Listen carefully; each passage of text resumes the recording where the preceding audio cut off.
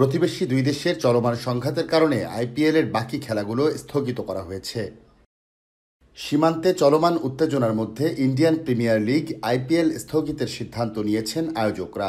এই খবর জানিয়েছে ক্রিকেট ওয়েবসাইট ইএসপিএন ক্রিকইনফো। তারা বলছে শিগগিরই আনুষ্ঠানিক ঘোষণা দেবে আইপিএল কর্তৃপক্ষ। বান্ডেল থাকলে প্রতি সেনমানিতে টাকা বাঁচবে। বিকাশ সেনমানি বান্ডেল কিনে জিতুন প্রতি লেনদেনে। ধরমশালার হিমাচল প্রদেশ ক্রিকেট অ্যাসোসিয়েশন স্টেডিয়ামে বৃহস্পতিবার রাতে দিল্লি ক্যাপিটালস ও পাঞ্জাব কিংসের চলমান ম্যাচ মাঝপথেই হুট করে নিরাপত্তা শঙ্কার কথা বলে স্থগিত করে দেয় বিসিসিআই। আইপিএল চেয়ারম্যান অরুণ ধুমাল জানান, পরিস্থিতি পর্যালোচনা করে পরবর্তী সিদ্ধান্ত নেওয়া হবে। একই সঙ্গে তিনি আশ্বস্ত করেন, শুক্রবার লখনৌ সুপার জায়ান্টস ও রয়্যাল চ্যালেঞ্জার্স বেঙ্গালুরু ম্যাচটি নির্ধারিত সূচিতেই অনুষ্ঠিত হবে। তবে প্রতিবেশী দেশ পাকিস্তানের সঙ্গে চলমান সংঘাতের কারণে ক্রমবর্ধমান নিরাপত্তা ঝুঁকির কথা মাথায় রেখে জরুরি বৈঠক করে আইপিএলের বাকি খেলা স্থগিত রাখার সিদ্ধান্ত নিলেন আয়োজকরা। ধরমশালা ও এর আশপাশের বিমানবন্দরগুলো বন্ধ থাকায় পাঞ্জাব ও দিল্লির ক্রিকেটার এবং সাপোর্ট স্টাফের সদস্যদের জন্য বিশেষ ট্রেনের ব্যবস্থা করে আইপিএল কর্তৃপক্ষ।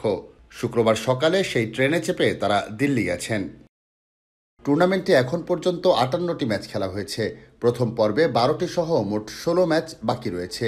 প্লে অফের ম্যাচগুলো হওয়ার কথা ছিল হায়দরাবাদ ও কলকাতায়। যুদ্ধ পরিস্থিতির প্রভাব পড়েছে পাকিস্তান সুপার লিগেও। পাকিস্তানের ফ্র্যাঞ্চাইজি টুর্নামেন্টের বাকি 8 ম্যাচ সরিয়ে নেওয়া হয়েছে সংযুক্ত আরব আমিরাতে।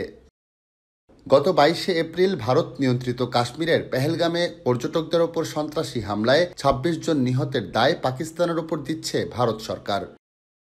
পেহেলগামে সন্ত্রাসী হামলার বদলায় গত মঙ্গলবার গভীর রাতে পাকিস্তান ও পাকিস্তান নিয়ন্ত্রিত কাশ্মীরের 9টি স্থানে হামলা চালায় ভারত। তার পাল্টায় গোলাবর্ষণ সহ সামরিক জবাব দেয় পাকিস্তানও। প্রতিবেশী দুই দেশের এমন যুদ্ধাবস্থার প্রভাব পড়ল আইপিএলের এবারের আসরে।